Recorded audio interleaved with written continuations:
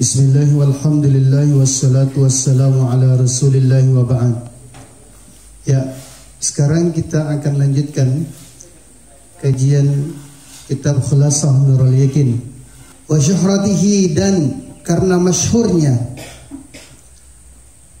bainal ami wal khas, karena masyhurnya persoalan-persoalan yang umum dan persoalan-persoalan yang khusus.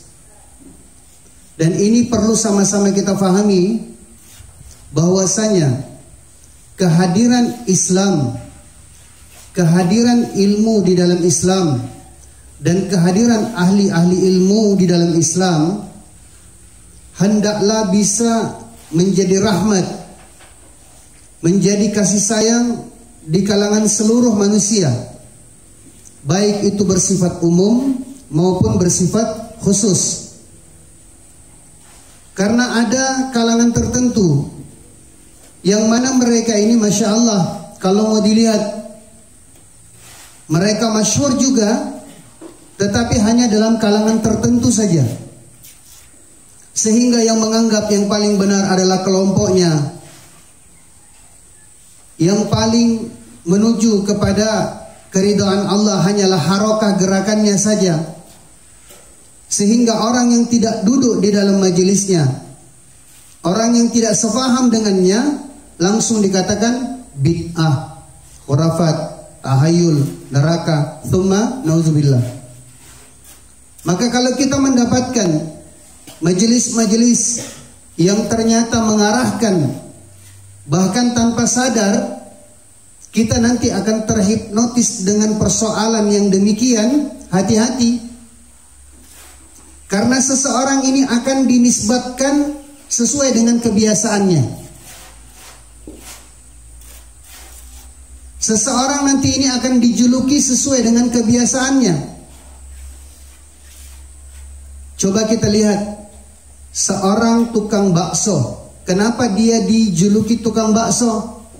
Karena kesana kemari, keluar masuk gang, dia teriak bakso, bakso, bakso, sampai dia dipanggil tukang bakso. Tukang sayur, keluar masuk gang, kesana kemari, dia teriak sayur, sayur, sayur, maka dia dipanggil tukang sayur.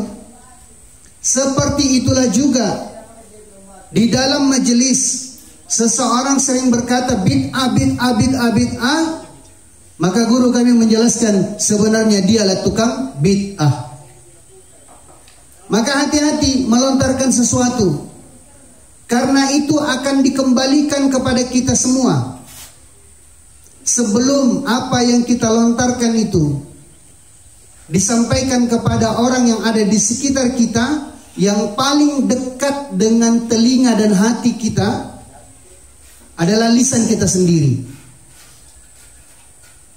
Maka hadirnya kita dalam masyarakat, hadirnya kita membawa agama ini, hendaklah kita bisa melihat ini persoalan bersifat khas atau bersifat ammiyah. Kalau dia bersifat khasan, maka Masya Allah, kita mengambil jalur hukum. Untuk saya pribadi, saya berpegang teguh dengan jalur takwa misalnya.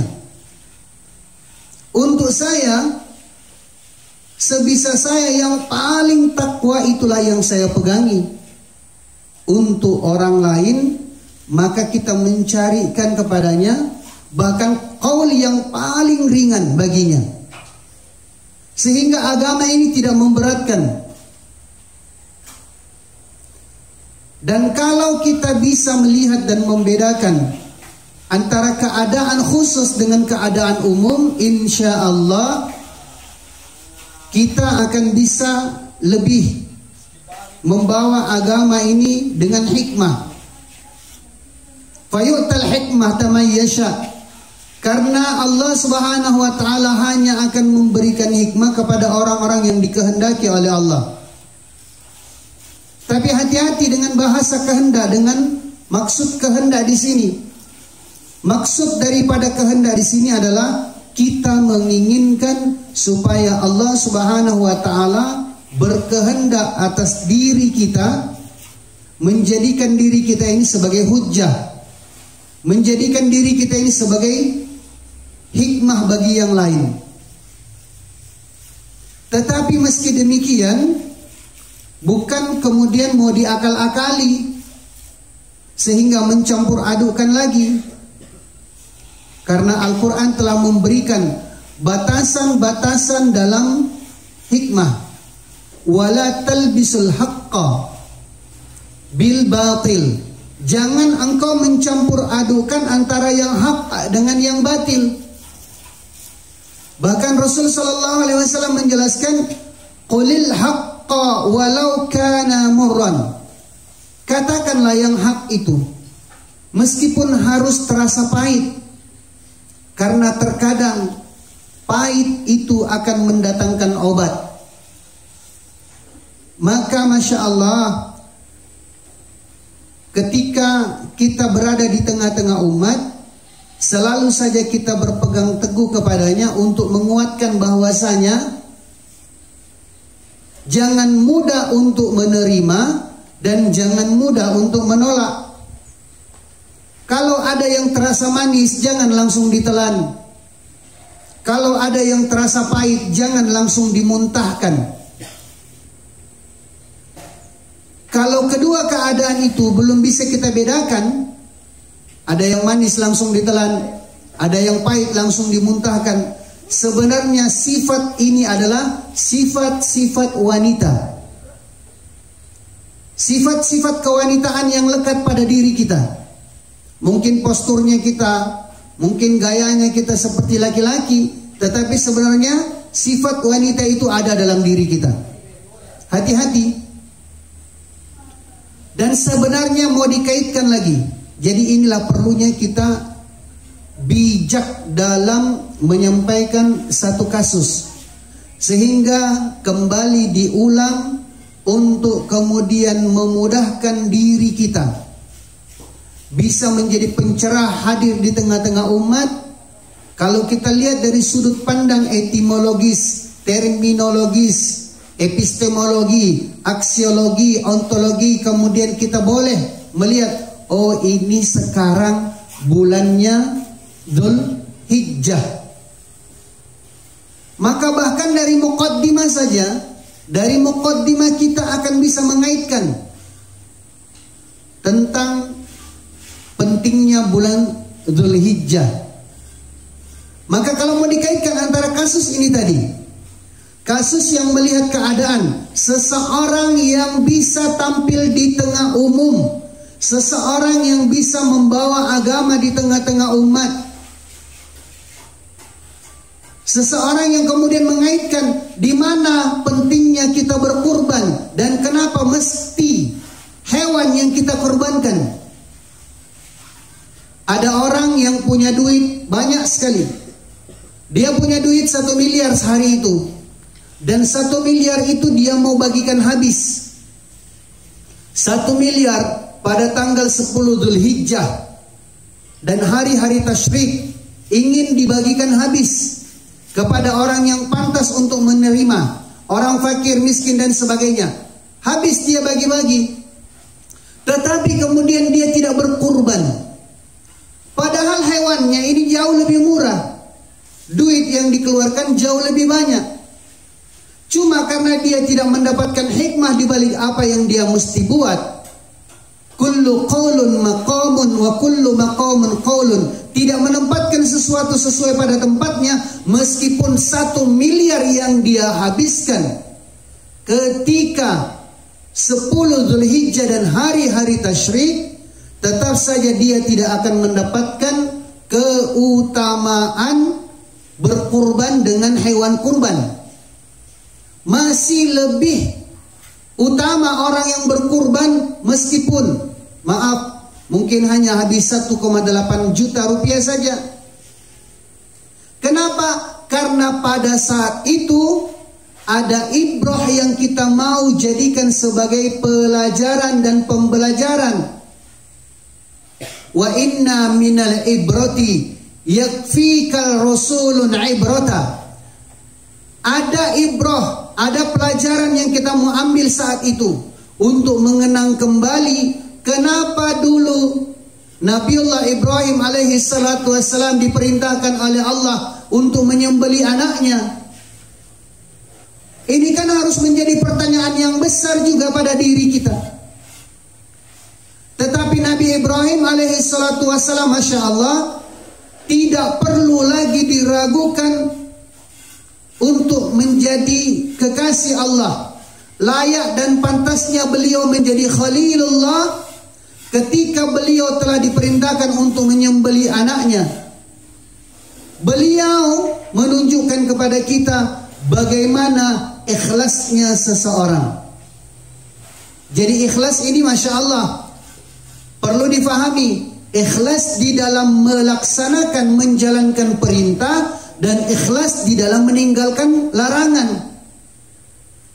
Banyak orang yang ikhlas mungkin di dalam melaksanakan perintah, tetapi dia menggerutu ketika dilarang. Atau banyak yang bisa meninggalkan larangan, tetapi dia menggerutu ketika diperintah. Jadi orang ikhlas ini menghadirkan dua keadaan itu. Pada saat dia diperintah, monggo. Pada saat dia dilarang, enggak. Jadi tidak ada penolakan di dalamnya. Bahkan ketika Nabi Ibrahim alaihi salatu wassalam sendiri telah diperintahkan oleh Allah Subhanahu wa taala untuk menyembelih anaknya, Masya Allah, Nabi Ibrahim mengambil pelajaran dari masa lalunya. Kalau kita mau katakan ibrah, pelajaran yang begitu berharga sekali. Pada saat Namrud telah melontarkan lisannya kepada Nabi Ibrahim, harrikuhu, bakar dia, binasakan dia. Apa yang terjadi? Nabi Ibrahim alaihi salatu wassalam sedikit pun tidak menyalahkan Namrud, apalagi menyalahkan Allah. Hari ini kita kan sedikit-sedikit, kalau yang susah menyalahkan Allah, kalau yang senang membanggakan diri. Ini kan hasil usaha saya. Ketika dia diuji, loh kok bisa seperti ini? Kok begini ya Allah? Innan nasa khuliqa halu'a. Sudah dijelaskan dalam Al-Quran juga bahwasanya, makanya orang kalau dia itu berada dalam derajat manusia, maksud kita nyantri, maksud kita mondok, salah satunya adalah untuk mengangkat derajat kita supaya kita tidak menjadi manusia biasa. Innan nasa, yang namanya manusia biasa itu hanya dua yang dia kerja. Dia hanya menggerutu. Ya, kerjanya dia ini adalah, kalau dalam bahasa Bugis dikatakan mengulesa namat dureke. Hanya dua yang ada dalam diri manusia. Dia gelisah dan dia menggerutu. Tidak pernah nyaman hidupnya. Kalau datang panas, maka dia menggerutu. Aduh, kenapa ini panas sekali? Akhirnya diberikan hujan, dia gelisah lagi. Kenapa ini mesti hujan? Apa maunya manusia kalau seperti ini?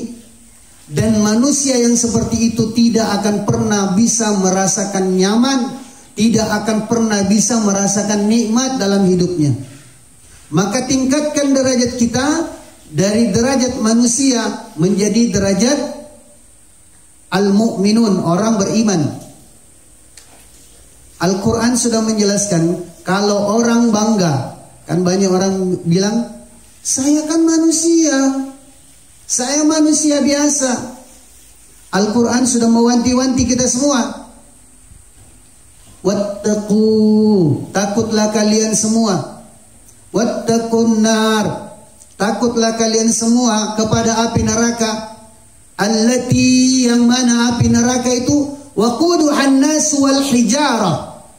Bahwasanya kalau kita manusia, siap-siap saja Al-Quran menjelaskan yang namanya manusia adalah bahan bakar api neraka. Allati waquduhan nas wal hijarah. Bahan bakarnya api neraka itu, kalau kita lihat batu bara misalnya, itu untuk dinyalakan maka dibutuhkan ya kertas atau apa, kayu-kayu kecil yang mudah terbakar, baru dia membara. Artinya kalau batu itu adalah bahan bakar daripada api neraka, maka manusia lebih rendah lagi. Kalau iblis telah ditetapkan dia nanti menjadi penghuni neraka, dia hanya penghuni saja. Tapi manusia dia lebih rendah. Kenapa? Karena dia menjadi bahan bakarnya. Pemantik apinya itu adalah manusia yang menjadi sumber api. Kemudian menyalalah, membaralah daripada batu-batu itu. Baru kemudian iblis dimasukkan. Sehingga Masya Allah, ketika Nabi Ibrahim alaihi salatu wassalam telah ditetapkan oleh Allah Subhanahu wa ta'ala untuk melewati ujian-ujian yang besar, maka pada saat Namrud telah melontarkan ancaman, kan mudah bagi Allah untuk merubah lisannya Namrud, sehingga Namrud berkata, saya sayang sama kamu. Untuk Namrud kemudian katakan, saya bebaskan kamu, mudah. Tetapi Allah Subhanahu wa ta'ala ingin melihat hati dan perasaan daripada kekasih-kekasihnya.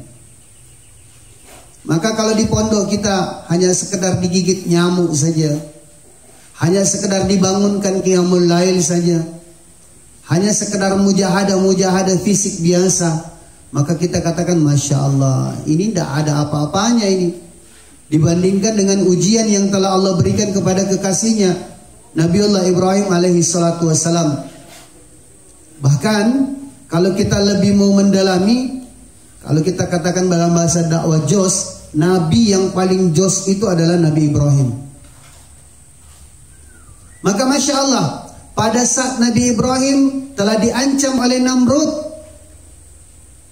malaikat saja dia merasa ketakutan dengan ancamannya Namrud.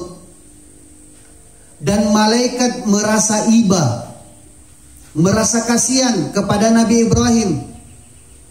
Sehingga malaikat beritahu kepada Nabi Ibrahim, kami malaikat penjaga angin, mintalah kepada Tuhanmu, mintalah kepada Allah, untuk kemudian kami padamkan api itu. Kami malaikat pengatur hujan, mintalah kepada Allah untuk kami turunkan hujan. Para malaikat saja telah menawarkan bantuan kepada Nabi Ibrahim. Tapi apa yang terjadi? Nabi Ibrahim kemudian mengajari kita semua. Amma ilaika falah, wa amma ilallahi fabalah. Amma ilaika falah. Kalau itu dari inisiatifmu, kalau itu datang dari dirimu sendiri, fala saya tidak butuh. Wa amma ilallah.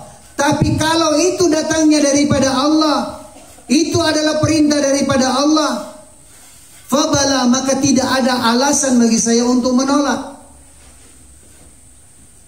Salah satu maksudnya kita mau diajar untuk bagaimana kemudian nanti ini bisa kita kokoh, bisa kita kuat dalam akidah. Masya Allah, ada teman kami ini sangat luar biasa sekali. Orang Aceh, sama sekali tidak pernah meminta kepada makhluk, tidak pernah nelpon ke rumahnya. Yang setelah kita telusuri ternyata dia ini anak orang kaya.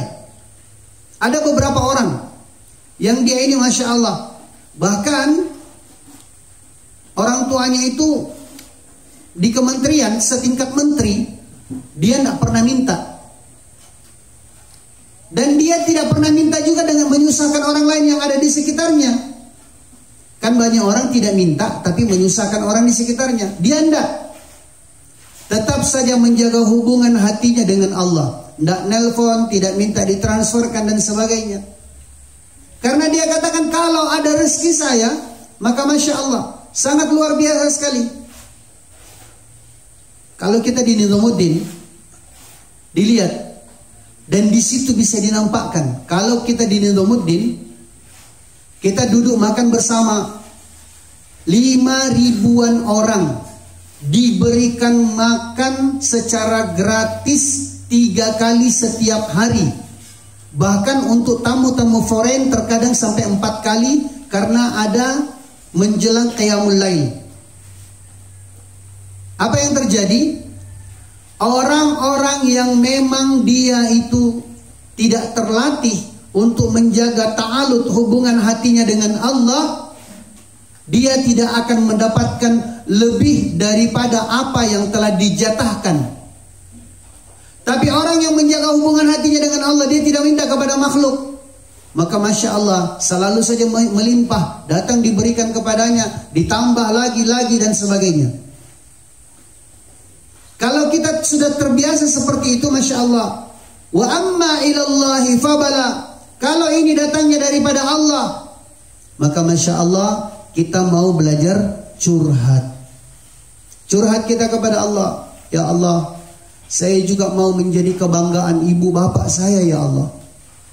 Tapi terkadang mereka memahami, mereka hanya akan bangga kalau anaknya jadi pejabat. Mereka hanya akan bangga kalau anaknya menjadi orang kaya. Sementara ya Allah, kami tak tahu adakah jalan kami untuk menjadi pejabat, adakah jalan bagi kami untuk menjadi orang kaya, sementara kami telah mewakafkan semua keindahan hidup kami untuk agamamu. Kenapa coba orang-orang yang dia istiqomah dalam agama, yang sudah terbukti keistiqomahannya, boleh dilihat, dunia itu akan datang bertekuk lutut di bawah telapak kakinya. Kalau orang itu sudah punya Allah, maka wirid yang sering diwiridkan ini adalah doanya Nabi Ibrahim. Tapi saya sering sampaikan kepada santri, jangan juga kita menjadi orang yang zalim. Hasbiyallah, hasbiyallah, hasbiyallah wa ni'mal wakil. Ini kan zalim kita. Ya. Sementara di balik kita ada ibu bapak kita. Sementara di sekitar kita ada saudara-saudara kita, ada teman-teman kita. Maka biasakan peduli dengan mereka dengan mengganti domir mufrad menjadi domir jamak. Hasbunallah, hasbunallah wa ni'mal wakil, ni'mal maula wa ni'man nasir. Coba kita lihat natijah, kesan daripada lisan itu boleh dilihat. Ada yang setiap malam Jumat wirid, tetapi seolah-olah kampungnya tidak damai, seolah-olah hadirnya dia di situ pun juga tidak bisa memberikan pengaruh. Bagaimana mau damai? Bagaimana dia di situ bisa memberikan pengaruh? Sementara yang dia doakan cuma dirinya saja. Kiai Haji Uzairon At-Taifuri beliau mengatakan, kalau ada orang yang dia sibuk untuk memikirkan orang lain, yang dia sibuk untuk mendoakan orang lain, sehingga tidak ada masa baginya untuk memikirkan dirinya, tidak ada masa baginya untuk mendoakan dirinya, Allah Subhanahu wa taala perintahkan kepada para malaikat. Allah perintahkan 70 malaikat untuk mendoakan orang tersebut. Jadi kalau kita mau doa kita itu menjadi mustajabah, mudah. Supaya mustajabah doa kita, banyak doakan orang lain, Allah perintahkan 70 malaikat. Artinya kan kalau kita berdoa untuk diri kita, belum tentu diterima oleh Allah. Karena doa itu untuk bisa sampai kepada Allah, harus tersingkap semua hijab. Hijab dari dosa-dosa kita, hijab daripada keburukan sifat kita, hasad, iri hati yang ada. Ini kan hijab semua. Maka Masya Allah, kalau kita sibukkan diri kita untuk mendoakan orang lain, insya Allah Allah Subhanahu wa taala akan perintahkan malaikat yang maksum tanpa dosa akan membantu orang tersebut untuk menyelesaikan masalah-masalahnya. Sehingga seperti itu juga ketika kita berinfak, ketika kita bersedekah misalnya, kita keluarkan. Di mana letak bedanya orang yang hanya sekedar mengeluarkan, orang yang sekedar memberikan, dengan orang yang berdoa? Jauh beda. Dia katakan Allah kan maha tahu, iya, tapi Allah juga bukan levelnya kita untuk kita uji. Sehingga sudah masyhur Imam Nawawi rahimahullah menjelaskan, ketika kita keluarkan harta kita berapapun itu, kita doa kepada Allah, ajarakumullahu fima a'taitum waj'alahu lakum tahura wa barakalakum fima abqaitum. Maka kalau ada yang seret rezekinya, ada hajatnya, ada apa? Sedekah. Baca doa. Rabbana taqabbal minna innaka antas samiul alim. Kemudian minta orang yang menerima untuk membacakan itu. Masya Allah. Jangan katakan agama ini hanya berpikiran akhirat saja, tidak. Sudah jelas jaizahnya, sudah jelas balasannya. Allah akan berikan untuk menghibur orang-orang beriman. Maka Masya Allah, ketika Nabi Ibrahim telah diuji oleh Allah, dia beritahu seperti itu. Wa amma ilallahi fabala. Kalau itu datangnya daripada Allah, saya tidak punya alasan untuk menolak. Ternyata benar. Api yang telah disiapkan untuk membakar Nabi Ibrahim itu menggunung. Bahkan para mufassir menafsirkan, sekiranya satu ekor burung kecil, burung pipit yang terbang di atas kobaran api itu, maka yakin dan percaya dia akan terbakar. Berarti kita bisa lihat jangkauan ketinggian seekor burung pipit, mungkin 40 meter dia mampu terbang. Bagaimana jilatan apinya bisa membakar dia. Atau mungkin kita lihat burung walet, ketinggian dia itu mungkin sampai 100 meter. Seperti itulah kurang lebih. Apa yang terjadi? Coba kita lihat. Yang terjadi ternyata tidak satu lembar pun daripada rambut yang ada di tubuhnya Nabi Ibrahim itu yang tersentuh oleh api. Tidak satu lembar pun. Bahkan dijelaskan lagi di dalam Al-Quran, Allah Subhanahu wa ta'ala telah menundukkan api berlawanan dengan fitrahnya.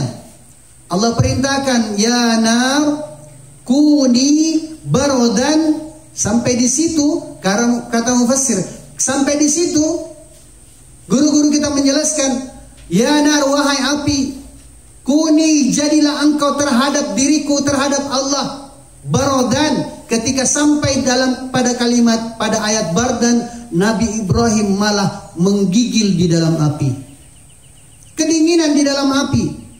Baru kemudian dilanjutkan wasalaman, dan berikanlah keselamatan ala Ibrahim, kepada Nabi Ibrahim. Para hukama menjelaskan, sekiranya Nabi Ibrahim menggerutu, sekiranya Nabi Ibrahim kemudian ragu atau menerima bantuan daripada para malaikat, boleh jadi Nabi Ibrahim terbakar di dalam api. Maka Masya Allah, ketika seseorang telah dimasukkan ke pondok pesantren, kurang lebih seperti itulah. Kita dilemparkan ke dalam api. Jangan kita katakan, Bu, kenapa mesti di sini? Pak, kenapa mesti di sini? Dia lebih faham. Dia lebih faham tentang sesuatu yang belum kita fahami.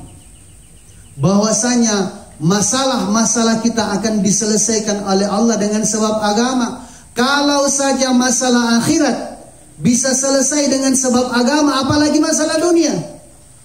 Seluruh masalah yang ada di dunia ini dikumpulkan menjadi satu untuk dibandingkan dengan satu masalah di akhirat saja, tidak ada apa-apanya. Maka Masya Allah kita harus berbesar hati. Ternyata ini adalah jalan yang telah dipilih oleh orang tua kita untuk kemudian kita ini bisa menjadi sebab kebaikan. Maka orang-orang yang bisa melihat tadi, ini secara khusus pribadi saya seperti ini. Tetapi secara umum, maka saya akan berlakukan seperti itu. Sehingga orang tersebut nanti ini bisa melihat dengan basirah, dengan mata hatinya. Orang yang melihat dengan basirah itu bisa melihat bagaimana jauhnya antara langit dan bumi. Bagaimana jauhnya antara perasaan cinta dan benci. Tapi kalau kita ngaji kitab hati-hati ya.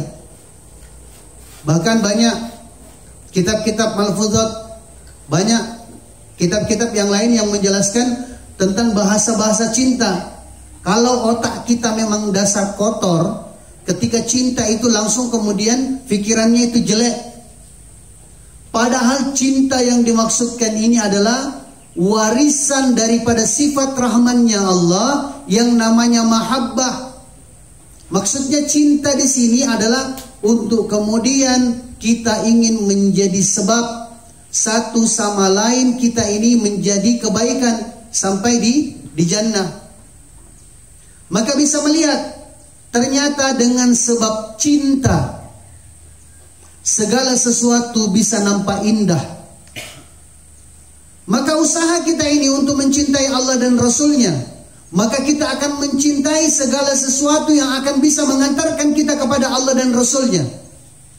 Cinta kepada Al-Quran, cinta kepada hadis, cinta kepada kitab-kitab, cinta kepada para ustadz, cinta kepada orang-orang yang bisa mengantarkan kita kepada Allah. Maka Masya Allah, semua akan terasa indah. Syekh Abdurrahman, ini kami masih sempat jumpa beliau. Saat itu kami ke Bangladesh, usianya masih 20-an. Ya, 20 tahun yang lalu. Kami duduk pas di depan. Maka Masya Allah, di antara majelis itu yang paling muda saya, 20 tahun sekian. Maka Syekh Abdurrahman ini, saya melihat ada yang aneh pada diri beliau ini. Kali pertama duduk di dalam majelisnya, saya agak ngeri juga melihat. Kenapa? Beliau ini selalu saja ketika sampai kepada bahasa-bahasa cinta, sampai kemudian kajiannya itu menyentuh perasaannya, terkadang beliau mengangkat tangannya kemudian menampar orang yang ada di depannya. Dan paling anehnya lagi, orang yang paling duduk di depan itu mengikhlaskan memberikan pipinya untuk ditampar oleh Syekh Abdurrahman. Sampai-sampai saya ini Masya Allah sedikit agak ngeri melihat keadaan begitu. Habis majelisan saya tanya sama yang lain, kok seperti itu ya?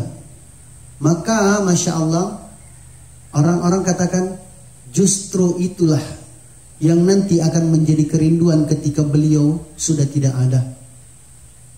Itu adalah bukti tanda cinta sayangnya. Bahwasanya kita pernah duduk dalam majelisnya beliau, bahwasanya kita pernah berguru dengan beliau. Dan rugilah orang-orang yang tidak sempat merasakan itu.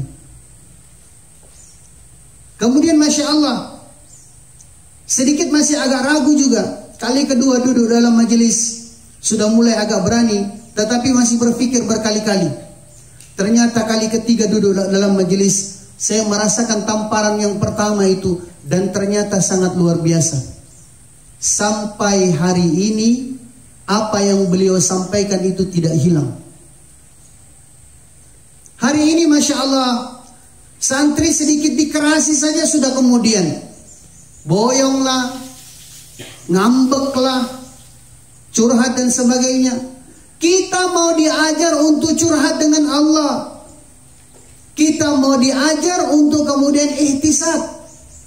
Sehingga kalau saja kita hanya terbiasa dengan kebiasaan yang ada di kampung kita, jangan pernah berharap untuk menjadi ulama tingkat internasional. Jadi itu tadi, perasaan benci akan membutakan juga seseorang. Sehingga menjadikan semua jalan tertutup baginya untuk menjadi baik.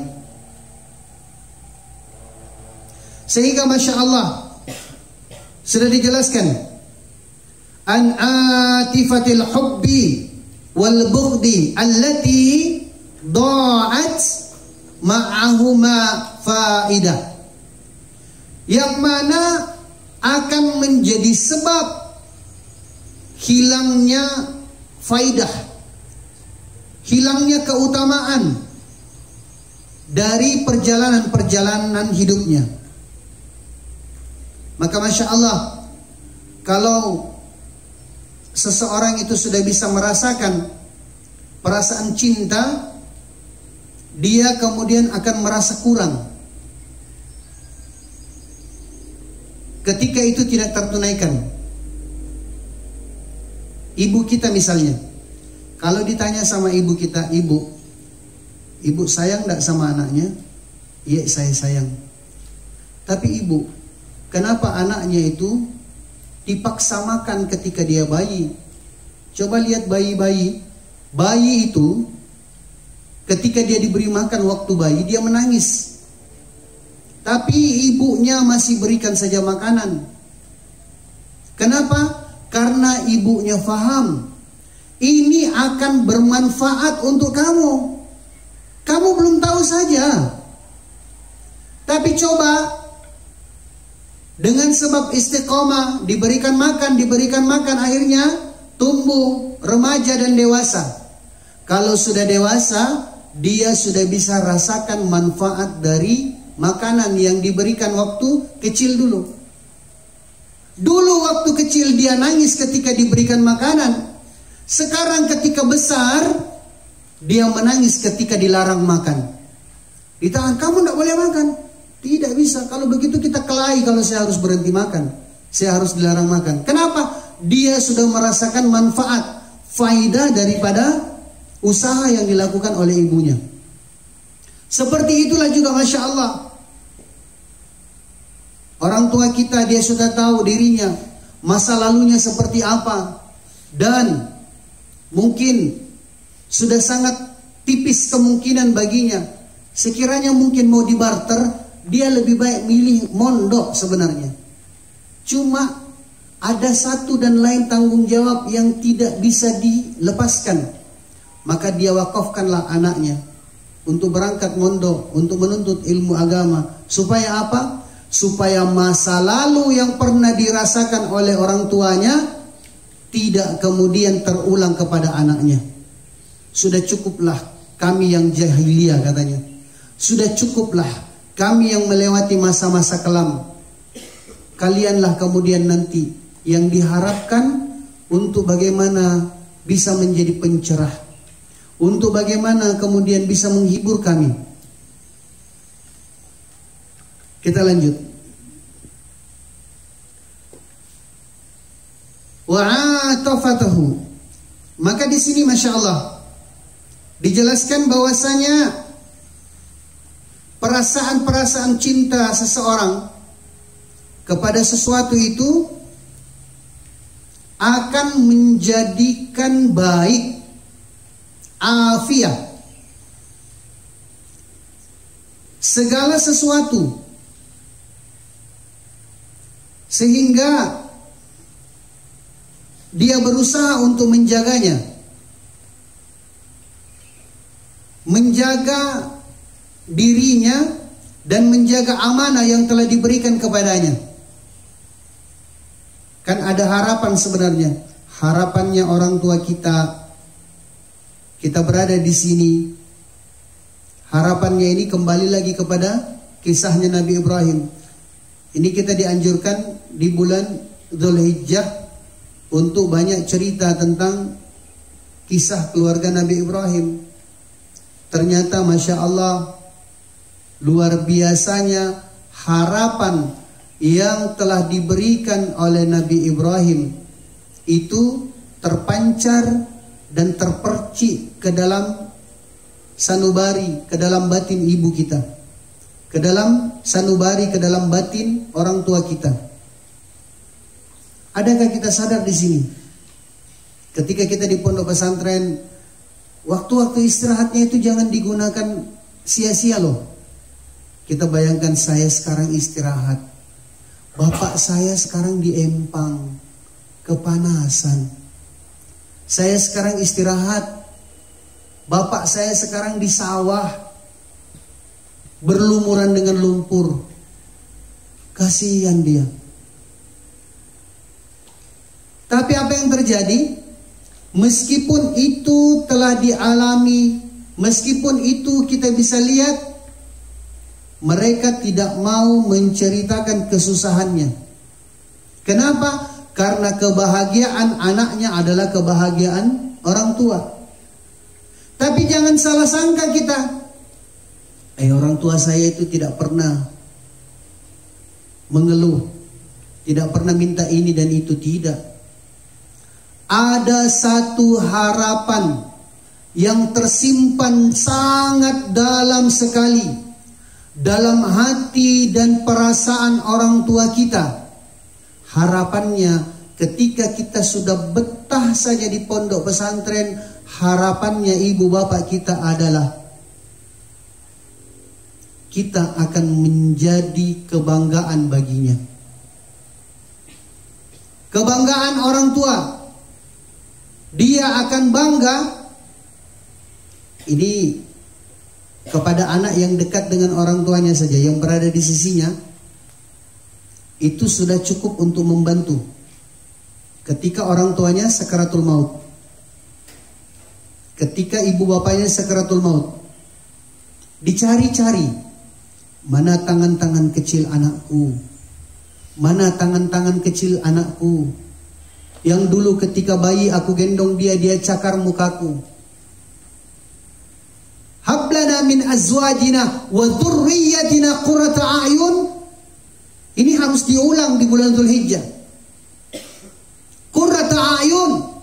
Ya Allah, mau sejuk juga mataku ini ya Allah. Sejukkan mataku ya Allah. Adakah tangan-tangan kecil anakku yang dulu mencakar mukaku ketika aku sakaratul maut, sakitnya seperti dikuliti hidup-hidup, sakitnya seperti 100 kali tebasan pedang di tempat yang sama. Adakah hari ini tangan yang dulu mencakar mukaku ketika bayi menjadi kebanggaanku, menyejukkan mataku, dia datang membelai rambutku. Ibu bapak kita akan cari, mana suara anakku yang dulu ketika bayi dia datang tengah malam mengganggu tidurku dengan suara tangisannya. Siang hari kemudian dia gaduhkan rumah ini dengan teriakannya. Mana suara anakku? Adakah suara itu ketika ibu bapak kita sakaratul maut, dia cari, mana suara itu ya Allah, yang dulu sering mengganggu tidurku di malam hari? Maka para hukama jelaskan, kalau saja seluruh umur kita gunakan untuk berbakti kepada ibu bapak kita dan ingin membayar satu malamnya yang telah kita ganggu istirahatnya, maka belum cukup seluruh umur kita untuk membayar itu. Ternyata dia tagih, mana suara anakku yang dulu sering mengganggu tidurku? Ini sering loh, bukan satu malam. Yang sering mengganggu tidurku di malam hari dengan tangisannya, mana suara anakku? Adakah suara itu menjadi penyejuk mataku? Adakah suara itu membanggakan diriku? Dia datang menjadi suara anak yang saleh dan saleha. Ditalkinkannya aku dengan la ilaha illallah. Dicari anak-anaknya itu supaya ada di sisinya. Tapi apa yang terjadi? Jangan sampai anaknya, tangannya yang diharap untuk datang mengusap kepalanya, tangannya sedang mencekik botol. Tangannya yang diharap mengusap kepalanya sedang mengusap tali-tali senar gitar di pinggir jalan, begadang tidak tentu arah. Suara yang diharapkan mentalkinkan, teriak tidak senonoh dan sebagainya. Tsumma naudzubillah. Kecewa ibu bapak kita. Lantas bagaimana Ustaz? Kami tidak ada di sisinya. Pasti dia rindu. Kami juga tidak mau mengecewakan dia. Kami juga harus berada di sisinya. Pasti dia cari kami. Hebat ternyata. Jauh lebih hebat kepada orang-orang yang sedang memperjuangkan agama. Meskipun dia sedang tidak berada di sisi ibu bapanya. Tatanazzalu alaihimul malaika. Allah perintahkan malaikat untuk kemudian menggantikan anaknya. 70 malaikat diperintahkan oleh Allah untuk menggantikan anaknya yang jelek itu. Untuk menggantikan anaknya yang bodoh dan kasar itu. Sehingga malaikat yang lembut, malaikat yang harum, malaikat yang suci, dia datang di sisi ibu bapak kita. Bangga dia. Terjawab kerinduannya. Terbalas semua daripada kesusahannya. Terlupakan penderitaannya, kulitnya yang terbakar oleh matahari. Di bawah terik matahari di atas empang. Di bawah terik matahari di atas lumpur sawah. Dia lupa semua itu. Kenapa? Masya Allah, anak saya sangat luar biasa sekali. Dia jauh dari diriku, tapi dekat dengan hatiku. Dan Allah menggantikan 70 malaikat. Maka sebenarnya santri itu sering-sering pulang, itu sudah kemudian mau menurunkan derajatnya. Kenapa? Kalau kita pulang sama halnya memberikan cuti kepada para malaikat. Siti Hajar radhiyallahu ta'ala anha, ketika dia telah ditinggalkan oleh Nabi Ibrahim, maka dia bertanya, aina tadhhabu? Hendak kemana engkau? Ingat, kalau satu masa nanti kalian sudah berada di tingkat doro, bisa dilihat. Kata zahaba itu sudah pasti. Zahaba itu sudah pasti arahnya itu adalah untuk kerja dunia. Aina tadhhabu? Hendak pergi kerja kemana kamu? Hendak cari duit kemana? Nabi Ibrahim tidak menjawab ketika ditanya aina tadhhabu. Memang orang bukan pergi kerja cari duit kok, enggak. Hatta thalathatal murur, sampai 3 kali Siti Hajar radhiyallahu ta'ala anha bertanya, aina tadhhabu? Tidak dijawab.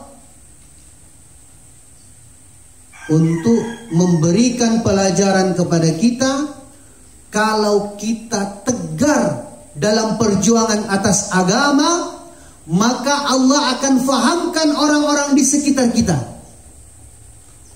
Tidak akan bisa faham dengan baik agama ibu kita, saudara kita, bapak kita, kalau kita tidak tegar. Sedikit-sedikit mintanya pulang, ini bagaimana ini? Sehingga kalau dikatakan tadi ini thalathatal murur, kembali kita merujuk 3 bulan sekali kita pulang. Kalau mau rasakan, mau kita rasakan natijahnya, 3 bulan sekali baru pulang. Bahkan kalau santri yang sudah di Temboro, yang sudah di luar negeri, sudah tidak mau dia. Kenapa? Dia yakin sedang ada malaikat di rumah saya. Saya tak mau mengganggu kemesraannya malaikat dengan ibu saya. Biarlah dia bersama dengan malaikat. Saya orang kasar, saya orang jelek, saya orang bodoh. Biarlah saya penjarakan diri saya di sini untuk kesenangannya orang tua saya. Jangan katakan ketika kalian sering-sering pulang kalian sayang, tidak. Malaikat kembali cuti kalau begitu. Sehingga pertanyaannya Hajar itu telah berubah. Tidak lagi bertanya aina tadhhabu. Ditanya kemudian, alladzi amaraka bihadza. Hajar kemudian bertanya, berubah pertanyaannya, bukan lagi ditanya mau kemana kamu. Apakah ini perintah daripada yang menciptakan kamu? Apakah ini perintah daripada yang telah mengutus engkau? Baru Nabi Ibrahim mau jawab. Dan itu pun tidak menghadap kepada Hajar, membelakangi. Sa'akhruju fi sabilillah. Segera saya ingin berjuang atas agama. Begitu Nabi Ibrahim pergi, perasaan juga terbawa. Makanya ini juga ya, santri ingat, perasaan tinggal di rumah selalu ada. Kalau kita sudah bismillah berangkat tinggalkan rumah, jangan kemudian kita membalikkan badan kita lagi. Berangkat langsung. Kalau kemudian perasaan rindu ada, maka kita menengok saja. Seperti mana Nabi Ibrahim, dia cuma menengok saja. Kemudian dia doa, hasbunallah wa ni'mal wakil, ni'mal maula wa ni'man nasir. Ya Allah, saya titip ibu saya. Kiai Haji Uzairon At-Taifuri Romoyai beliau jelaskan, barang siapa yang pada saat dia ingin berangkat untuk perjuangan atas agama, kemudian dia berdoa kepada Allah Subhanahu wa taala ketika meninggalkan rumahnya. Dia berdoa, Allahumma ya Allah, anta ilaika sahibus safarin hadza wa khalifatu fi ahlina. Maka Allah Subhanahu wa taala akan cukupkan keperluan daripada orang-orang yang ditinggalkan. Ternyata Nabi Ibrahim tadi ketika sudah menyandarkan, mewakilkan, menyerahkan kepada Allah tentang Ismail yang masih merah, tentang Siti Hajar yang masih lemah, maka Masya Allah, para malaikat, ini malaikat selalu mengambil urusan, mengambil bahagian dalam urusannya Nabi Ibrahim. Para malaikat diutus oleh Allah untuk kemudian menjelaskan kepada Hajar radhiyallahu ta'ala anha.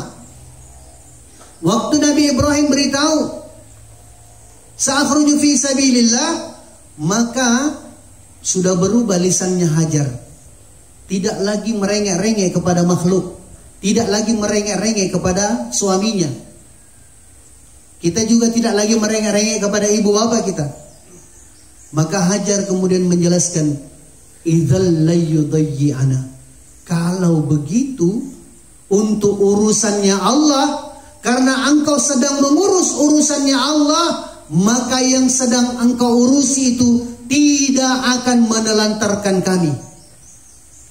Para malaikat turun, diperintahkan oleh Allah untuk kemudian menjelaskan kepada Hajar radhiyallahu ta'ala anha, alla takhafu dayya'ta.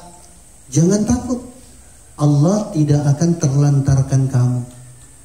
Kamu rindu di dunia, tahan rindumu itu. Karena rindumu itu akan digantikan oleh Allah dengan perjumpaan di pintu surga. Ini malam lebaran kita mau rasakan. Kami juga pernah rasakan. Malam lebaran, asyiknya bersama keluarga, enaknya duduk bersama ibu bapak, bercengkrama, bersenda gurau dengannya. Ternyata jauh lebih nikmat ketika kerinduan itu tertahan, air mata kemudian kita deras, seraya kemudian kita tunaikan hak-hak daripada lafaz-lafaz takbir. Kemarin sudah dibahas lafaz-lafaz takbir. Kita diminta untuk mengadu kepada Allah Subhanahu wa taala. Allahu akbar kabira walhamdulillahi katsira wa subhanallahi bukratan wa asila.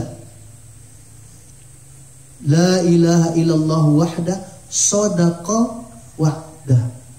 Kalau sudah sampai kepada kalimah itu, sadaqa wa'dah, maha benar engkau ya Allah dengan segala janjimu. Kita diminta, Allah rindu untuk kita menagih janji. Ya Allah, maha benar engkau ya Allah dengan segala janjimu. Engkau telah janji ya Allah, kalau kami bersungguh-sungguh, maka engkau akan berikan apa yang kemudian kami cari. Ya Allah, maha benar engkau dengan janjimu ya Allah. Kalau kami berpisah di dunia menahan kerinduan, engkau gantikan kerinduan ini dengan perjumpaan di dalam syurga. Maka Masya Allah, lafaz-lafaz takbir itu adalah lafaz yang tanpa sadar kemudian tetap akan mengalirkan air mata kita semua. Wallahu a'lam bishawab. Al-haqqu min rabbik fala takunanna minal mumtarin. Subhanakallahumma wa bihamdik nashhadu an la ilaha illa anta nastaghfiruka wa natubu ilaik. Subhana rabbika rabbil izzati amma yasifun wa salamun alal mursalin walhamdulillahi rabbil alamin.